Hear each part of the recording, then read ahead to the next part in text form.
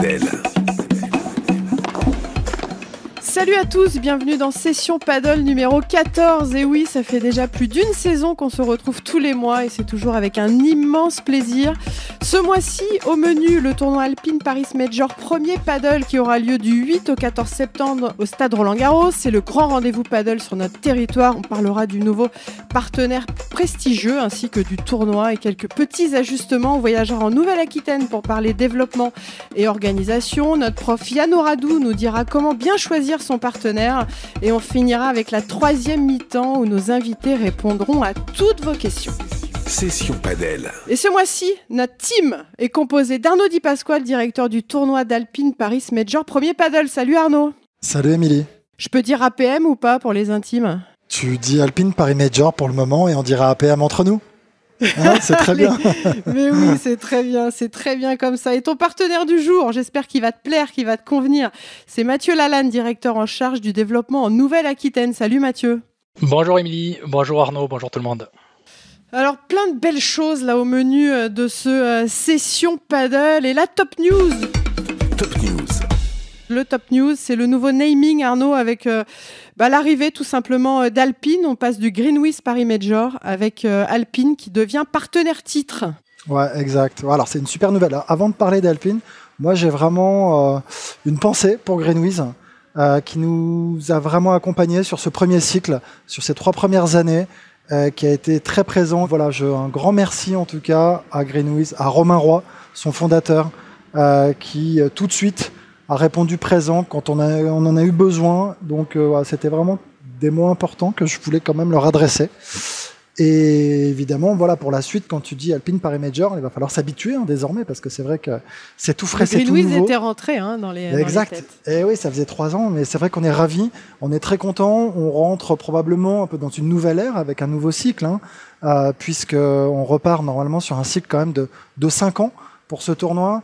À la même date, et ça c'est aussi très important de le souligner, la 2e semaine de septembre, du 8 au 14 septembre cette année, et on restera vraiment 2e semaine de septembre sur ces 5 prochaines années. On veut l'installer à une date très précise dans la durée. C'est que, voilà, ces 3 premières années, on a eu des dates différentes à chaque fois. C'est difficile pour le public de réussir à savoir finalement quand est-ce que ça sera. Là au moins, tout ça aura beaucoup plus de lisibilité. Donc ouais, on est très content. Alpine est très présent dans le monde du padel. Ils ont plein de joueuses et de joueurs qui sont sponsorisés. Déjà l'année passée, ils étaient partenaires. Ouais. Ils avaient habillé toute la station de métro de la Porte d'Auteuil. Ils avaient mis des simulateurs déjà sur le jardin de la place des Mousquetaires pour des animations. Et on va aller plus loin. On va commencer vraiment à discuter de tout ça pour plus communiquer, pour plus d'activation encore. Et pour rayonner et faire rayonner évidemment ce tournoi encore plus que c'est le cas jusque-là.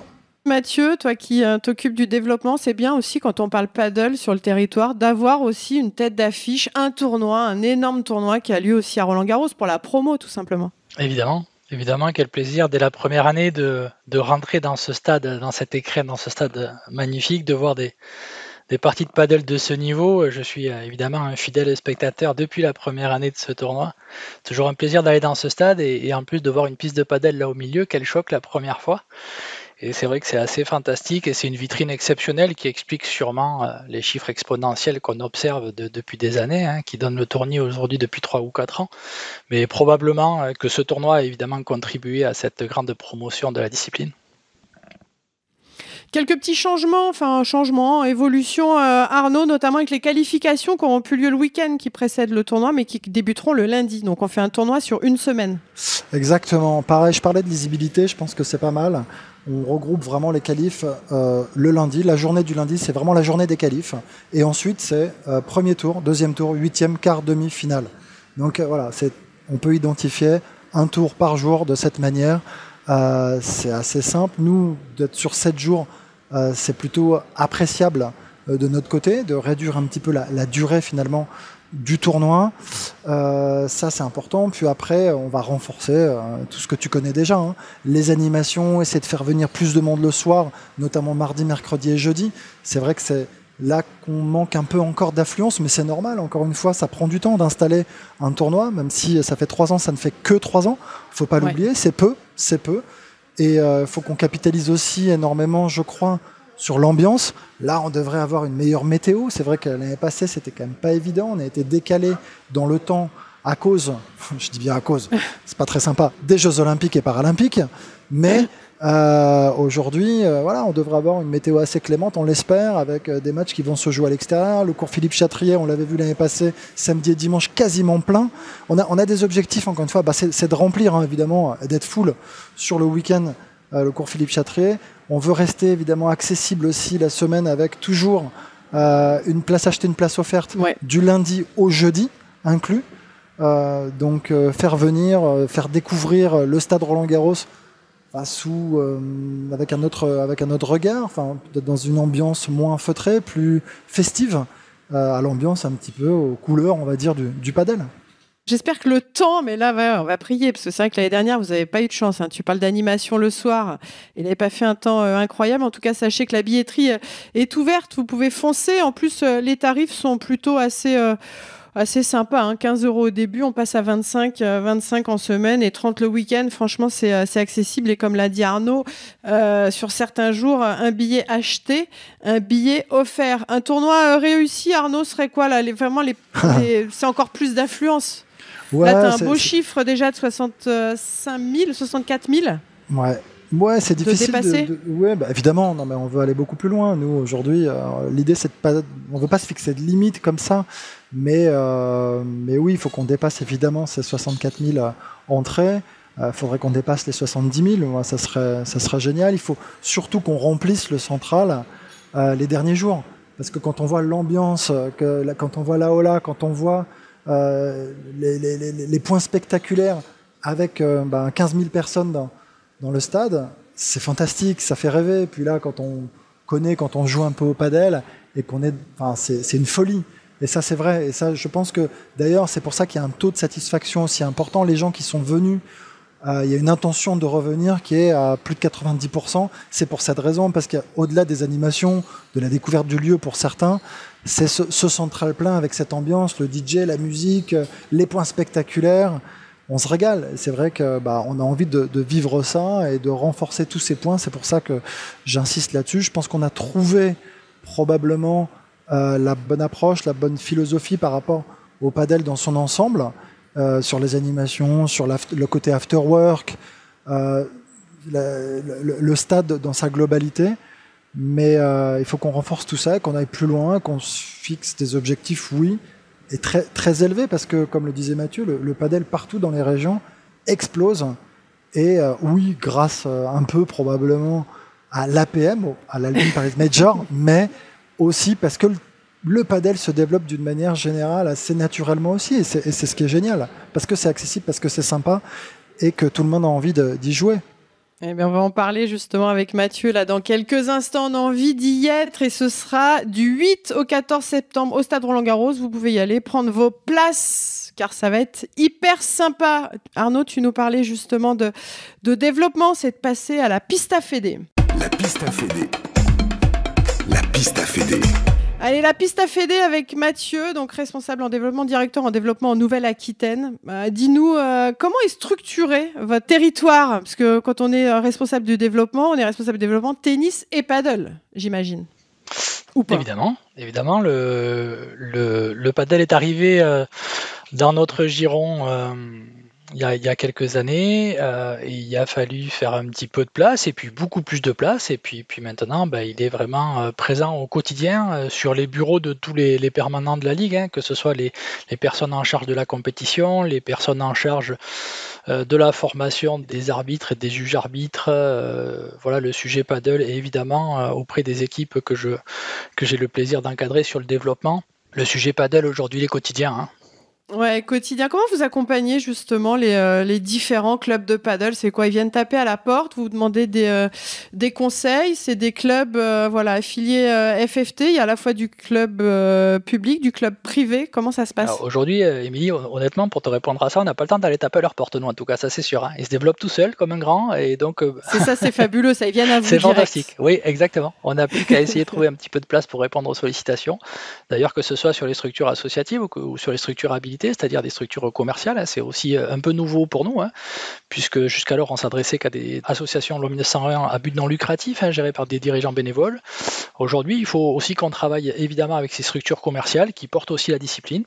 Et on dialogue, on ferme la porte à personne, on dialogue avec tout le monde et on a besoin de tous les acteurs pour continuer à suivre cette discipline et à faire en sorte que le développement soit pas freiné. Comment vous répartissez votre temps là entre le tennis, le padel? Parce que du coup, déjà avec le tennis, il y a quand même beaucoup de taf. Bah, c'est le plus simplement du monde, hein. On est sur des métiers passion. Comme je disais tout à l'heure, ça fait des années qu'on a l'habitude de s'adresser à des bénévoles. Donc déjà, il faut essayer d'éviter de décompter ses heures au quotidien. L'activité, elle peut être sur une semaine entière. On sait qu'il se passe beaucoup de choses dans nos clubs aussi le samedi, dimanche. Donc décompter son temps, déjà, c'est une première erreur, à mon avis, dans l'approche de ce qu'on peut accorder à la discipline padel. Et on essaie de répondre le plus rapidement possible et le plus efficacement possible à toutes les sollicitations. Donc déjà, la première erreur, encore une fois, serait de décompter le temps. On accompagne comme on peut.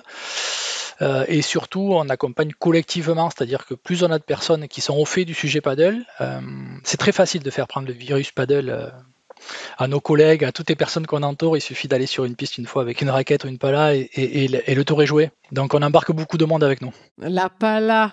Mathieu, quelques chiffres concernant le paddle, notamment en Nouvelle-Aquitaine, en termes de pistes. Vous avez combien de pistes à peu près? Combien de clubs? Qu'est-ce que tu as sous la main à nous donner? Ouais, les chiffres, ils évoluent, ils évoluent vraiment au jour le jour quasiment. On est aujourd'hui à plus de 350 pistes en Nouvelle-Aquitaine. On est à plus de 140 complexes, dont presque une centaine de complexes aujourd'hui qui sont dans les fameuses structures associatives qu'on connaissait avant, c'est-à-dire les clubs de tennis. Hein. Donc ils font tennis padel aujourd'hui, et les autres, donc une quarantaine de structures dites commerciales, structures habilitées, et on pense finir l'année à 400 pistes ou peut-être au-delà des 400 pistes. Un chiffre que j'aime bien aussi rappeler, qui est à mon avis le chiffre qui résume tout chez nous sur l'activité padel. Lorsqu'on a commencé à parler compétition padel, on s'occupait de 18 tournois en 2018-2019, et aujourd'hui on risque de finir l'année à plus de 3000 tournois homologués. Je pense que ce chiffre résume pas mal de choses. Tu joues toi ou pas? Évidemment. Est-ce que t'es bon joueur? Pas en compétition, bon joueur au niveau caractère, tu veux dire ou... Je n'avais pas pensé à ça, non. Mais ça veut dire qu'il y a un sujet. Donc, oui, évidemment, je joue avec beaucoup de plaisir, pas en compétition, par manque de temps, de volonté de remettre un petit coup de collier peut-être sur l'aspect compétitif, mais en tout cas très souvent avec une raquette en main, évidemment, et très souvent aussi avec, si possible, des jeunes joueurs face à nous pour la notion de transmission, parce que je pense que c'est super important aujourd'hui qu'on s'organise sur les écoles de padel et qu'on commence à former de jeunes joueurs et de futurs bons joueurs de niveau départemental, régional et évidemment national. C'est la base de la pyramide. Ah ouais, ça c'est la base de la pyramide, effectivement. Un club qui vient de voir, Mathieu, c'est qu'est-ce que tu préconises? Un club affilié FFT, qui n'a pas encore de cours de paddle. Est-ce qu'il y a vraiment des choses qui sont indispensables quand tout simplement au bon déroulement de la pratique? Ce qu'on préconise surtout déjà dans un premier temps, c'est de faire abstraction de la notion de lucrativité. On n'aime pas voir arriver des clubs qui ont envie de mettre des pistes de paddle dans leur club parce qu'ils vont gagner de l'argent ou parce qu'ils vont pouvoir faire des locations. Bah attends, c'est quand même ça le but, non? Je suis crois vénale, aujourd'hui c'est pour ça que je te dis ça. Je crois aujourd'hui que le but, c'est d'avoir une vraie philosophie. J'aime beaucoup l'idée aujourd'hui portée par la Fédération du sport multiraquette, parce que les indicateurs et les voyants verts qu'on indique aujourd'hui sur l'activité padel, on prend beaucoup de plaisir à observer que ces voyants, ils sont aussi au vert pour l'activité tennis. Et ça, c'est génial, c'est-à-dire que le padel n'est pas en train de siphonner le tennis du tout. Je sais que beaucoup de dirigeants avaient ces craintes-là.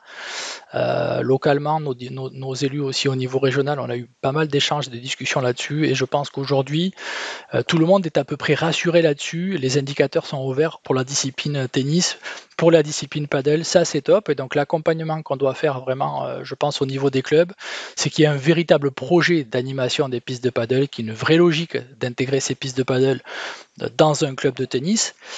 Et on observe évidemment ce qui se passe aussi sur les structures dites commerciales, les structures habilitées à proximité, parce que, encore une fois, j'insiste, je l'ai déjà dit, mais je crois qu'on a besoin vraiment de tous les acteurs, et on a besoin des deux types de structures pour développer l'activité, avec des approches différentes évidemment, évident pour eux. Mais nous, on doit être capable de répondre à tout le monde et d'accompagner tous les projets bien pensés. C'est vrai que c'est complémentaire. On a parlé du tournoi, on a parlé de développement, et là on va parler des tournois. Comment bien choisir son partenaire? Et c'est maintenant avec notre prof. Le prof. Salut Yann, comment ça va? Salut Émilie, salut à tous, ça va très bien, merci. Alors ce mois-ci, comment bien choisir son partenaire? Ouais, question importante. Alors pour ma part, je vous conseille vraiment de jouer avec un partenaire avec qui vous entendez bien en dehors du terrain. Parce que souvent, si on s'entend bien en dehors du terrain, sur le terrain, on va quand même bien s'entendre. Et à l'inverse, c'est rare qu'on s'entende pas très bien en dehors de la piste et que sur la piste, ça soit vraiment bien entre vous. Donc je vous conseille vraiment tout d'abord, dans un premier temps, vraiment bien s'entendre avec votre partenaire. Et puis ensuite, et évidemment, le niveau va être important aussi, surtout si vous avez des objectifs. Pas prendre quelqu'un qui est bien moins fort que vous, parce que peut-être que sur la piste, vous n'allez pas toucher la balle. Après, voilà, ça dépend des objectifs de chacun. Tu parles de ça, t'as pas une petite anecdote, une petite expérience à nous raconter, sans citer de nom, bien évidemment, où tu t'es dit, tiens, ce partenaire, je sens que ça va être sympa, puis finalement, ça s'est transformé en fiasco, ou vice-versa, d'ailleurs, tiens, ce partenaire, je pense que ça va être compliqué, puis finalement, ça a été une bonne surprise. Si, je pense que ça arrive à tout le monde. Alors moi, j'ai joué qu'avec des partenaires avec qui je m'entendais bien en dehors de la piste. Après, voilà, ça peut arriver à tout le monde de pas être dans un bon jour. Même à moi, d'ailleurs, c'est déjà arrivé. Donc forcément, tu touches un petit peu moins la balle. Le temps passe lentement. Mais surtout moi qui joue à droite, à gauche, on peut un peu plus aider à aider son partenaire. Mais c'est vrai qu'à droite, si on est un petit peu mis au frigo, comme on dit, c'est plus compliqué de toucher des balles. Ouais, c'est vrai que là, quand on est mis au frigo, c'est pas évident. Est-ce qu'il est plus intéressant de garder idéalement toujours le même partenaire ou justement de changer? Idéalement, c'est mieux de garder le même partenaire. En plus, c'est plus facile pour avoir une programmation de tournoi ensemble. Après, je trouve ça bien, surtout quand on commence le padel, de vraiment jouer un petit peu avec tout le monde pour prendre de l'expérience avec tout le monde. Se rendre compte aussi des problématiques des partenaires. Est-ce que je vais prendre un partenaire qui joue plutôt à gauche, un partenaire qui joue plutôt à droite? C'est pour ça que je conseille, quand on débute le padel, de vraiment s'entraîner à droite et à gauche. Parce que sinon, on peut trouver plein de partenaires qui jouent des deux côtés. Et si on s'enferme sur un côté, on est obligé de trouver un partenaire à gauche du même niveau avec qui on s'entend bien. Donc voilà, c'est pas facile. C'est pas facile. Allez, trouvez tous votre partenaire, votre chaussure à votre pied. Merci beaucoup, Yann. Merci à tous. Merci, Émilie. Session Padel. Toi, Arnaud, tu joues qu'avec Arnaud Clément. Ouais, alors c'est un petit peu T'as le gardé problème. le même partenaire. C'est pour ça, c'est un problème. Je suis tout le temps mis au frigo, tu vois. Faut que je trouve C'est ça quelqu'un le truc. à ma mesure. Bah, c'est J'espère ça, qu'il le problème. écoutera. J'espère qu'il va écouter ça. Moi, j'espère. Non, ouais, mais après, il a raison, Yann. Je pense que vraiment au début, c'est vrai que c'est pas mal de savoir jouer des deux côtés. Et c'est vrai que moi, au fond, je me suis un peu enfermé à gauche. Et c'est pas facile parce que quand tu veux changer comme ça, et même pour t'amuser, pour plein de parties comme ça, au-delà des compétitions, c'est quand même assez sympa de pouvoir switcher et de passer d'un côté à l'autre sans trop de difficultés. Là, il y a vraiment un écart qui est colossal entre gauche et droite. Je sais pas toi si c'est pareil, mais ouais, quand même. Alors que Arnaud, tu vois, lui est capable vraiment de jouer des deux côtés, il joue super bien des deux côtés. Moi, je joue super bien aussi des deux côtés, bien que je sois gauchère, parce que je joue aussi avec une gauchère. D'ailleurs, c'est le P2000 ce week-end. Le boulard, de Lyon. Émilie, j'adore ce boulard. Je l'ai dit en toute modestie. Et toi, Mathieu, tu fais pas mal de tournois, tu changes de partenaire ou tu essayes de rester toujours avec le même? Non, écoute, j'ai pris beaucoup de plaisir à jouer avec un partenaire, mais tout comme toi, je suis également gaucher et je joue également avec un très bon partenaire gaucher. Donc voilà, mais c'est vrai que la curiosité, le fait de jouer des deux côtés apporte beaucoup de choses, évidemment, sur les aspects tactiques. Je pense que c'est très très important de jouer des deux côtés. Et puis tu sais, on est dans une région quand même, sur notre sud-ouest, où on joue avec une raquette en bois aussi de temps en temps, sur des trinquets, sur des murs à gauche, et là on change carrément de main, donc on n'est pas trop gêné pour changer de côté, nous, tu sais. Ah ouais, ça c'est clair. Mais c'est vrai que l'importance d'être capable de changer de côté, et c'est vrai que c'est hyper confortable. Allez, c'est parti. C'est le meilleur. C'est la troisième mi-temps. La troisième mi-temps. Allez, première question. Donc là, les trois questions viennent d'un passionné complètement piqué paddle qui joue bien aussi des deux côtés. Première question. Allez, question de François. En parlant de Estupa Lebron, ils se sont finalement inscrits au P2 de Cancun malgré le boycott actuel des joueurs pour des promesses a priori non tenues. Où en est-on aujourd'hui et quelle porte de sortie pourrait être trouvée entre tous les acteurs? Et est-ce une crise réelle? Arnaud, c'est la crise ou pas? C'est donc moi qui dois répondre à ça. Ouais. Ok. Est-ce qu'il y a une petite crise? En tout cas, ça grogne un peu, c'est vrai. Au niveau des joueurs, on peut le lire un peu partout, mais les choses vont rentrer dans l'ordre. Ce qui se passe, en fait, c'est que c'est vrai que les top players ne préfèrent, comme dans tous les sports, ne veulent pas trop jouer, surcharger leur programmation et leur calendrier. Donc, c'est vrai qu'ils ne veulent pas jouer sur les P2. Il y a eu une réduction, en fait, de la taille des tableaux sur cette catégorie de tournois, ce qui fait qu'il y a moins de joueurs qui potentiellement peuvent y participer. Donc ça grogne un peu de tous les côtés, mais c'est plus, je crois, on revient toujours sur ce même sujet de se dire que ce circuit n'a que 3 ans, il se met en place et il faut des ajustements et il faut que ça discute, il faut mieux communiquer probablement parce que tout ça a été décidé avec les associations des joueuses et des joueurs. C'est peut-être pas mal qu'il y ait une crise, on va appeler ça comme ça maintenant. Ça va permettre de clarifier et puis de lancer les choses doivent se mettre en place. Tout à fait. Deuxième question, elle est pour Mathieu. En novembre 2024, France Compétences a rejeté la demande de renouvellement du TFP Padel. Une commission était prévue le 27 février. Est-ce qu'on a plus d'infos à ce sujet? Est-ce que les clubs de Nouvelle-Aquitaine sont réellement impactés par cette situation? Ouf, oui. Plus d'infos, oui.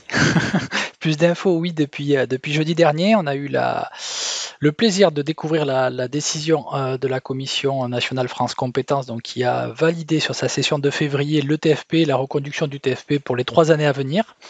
Donc évidemment, il y avait des répercussions pour nos clubs, des candidats potentiels au TFP. On avait des candidats qui avaient, pour certains, démissionné de leurs anciennes fonctions pour pouvoir entamer une formation en septembre, et nous n'avons pas été en mesure de débuter cette formation en septembre. Donc c'était quand même très inconfortable pour les candidats, pour les clubs, parce qu'il y a un véritable besoin. Aujourd'hui, il n'y a plus de débat là-dessus. On a besoin d'enseignants, on a besoin de mettre des gens compétents pour enseigner cette discipline, notamment aux plus jeunes. Et donc évidemment qu'il y avait des clubs en souffrance là-dessus et qu'on est très très satisfait de pouvoir débuter le plus rapidement possible désormais. Chez nous en Nouvelle-Aquitaine, ce sera la 3e promotion d'enseignants. Et donc on va entamer ça sous quinzaine pour notre territoire. On parlait de l'évolution des pistes tout à l'heure, ça grossit. Est-ce qu'il y a de plus en plus de candidats aussi qu'au début? Alors on essaie là de garder quand même une corrélation entre les attentes, les besoins des structures et le nombre de candidats qu'on prend. Donc oui, potentiellement, cette année, on avait une 50aine de candidatures sur les tests de prépositionnement et on a retenu 16 candidats seulement.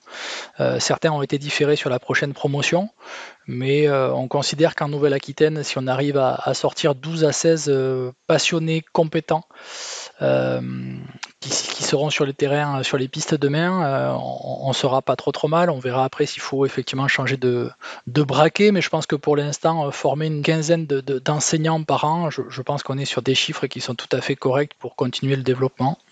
Allez, dernière question. Le padel continue son chemin vers les Jeux Olympiques avec de récentes discussions stratégiques visant à intégrer le padel dans les futurs JO. Est-ce qu'on peut avoir de réels espoirs sur l'intégration de ce sport au JO pour 2028, pour 2032? Arnaud? Ouais, bien sûr, il y a un gros lobbying qui est fait par la Fédération internationale de padel et son président Luigi Carraro, qui depuis déjà quelques années essaye bien de faire intégrer en effet cette discipline, ce sport comme nouveau sport aux Jeux Olympiques. Et je pense que voilà, avoir aussi un circuit mondial unifié, parce qu'on sait qu'il y avait le World Padel Tour, premier padel qui arrivait, il y avait un autre circuit aussi. Voilà, c'était compliqué, un petit peu le bordel. Donc il fallait mettre aussi un peu d'ordre dans tout ça. Et je pense que si, en tout cas, la croissance que l'on évoque depuis le début de ce podcast continue dans les prochaines années à travers tous les territoires, tous les continents pour aller plus loin, il y a quand même de très très bonnes chances de retrouver un jour, me semble-t-il, le padel au JO. Moi, je crois que oui. Ah, moi aussi, j'y crois à fond. Merci messieurs d'avoir participé à Session Padel. Qu'est-ce que je peux te souhaiter, Mathieu, là, sur cette année 2025, professionnellement parlant? Ah bah écoute, on y était, une bonne promotion du TFP peut-être, et puisqu'on y est, on peut la lancer. Et puis des jeunes joueurs de Nouvelle-Aquitaine qui figurent bien au niveau national. Et puis on va se focaliser, comme on l'a déjà évoqué, sur nos jeunes pratiquants. On a envie de bien travailler là-dessus et d'amener des jeunes joueurs au CNE de Vichy. Ah et oui, le CNE de Vichy qui va ouvrir en septembre 2025. Arnaud, quand commence tu vas me dire que tu le bosses toute l'année, mais vraiment la préparation où tu es un petit peu dans un tunnel avant le tournoi? Écoute, il y a vraiment des phases là où on rentre vraiment dedans parce que c'est maintenant, étant donné qu'il y a toutes les animations, on est en train de retravailler tous les budgets que l'on passe au peigne fin. Et donc en fonction forcément, tu vois, on est sur les animations et sur l'organisation globale dans le stade, et tout ça n'est pas neutre. C'est quand même, ce sont des choses assez très importantes même.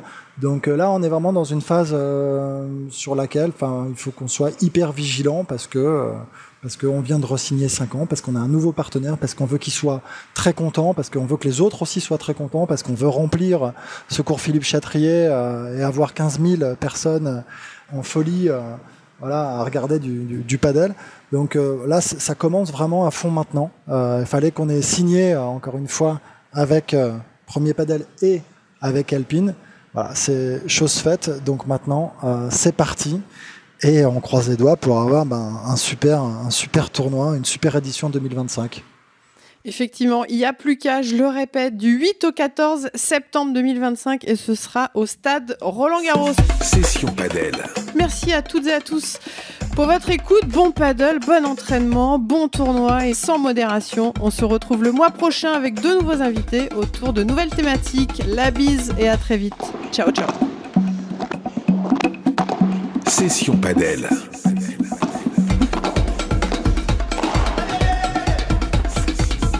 Session Padel.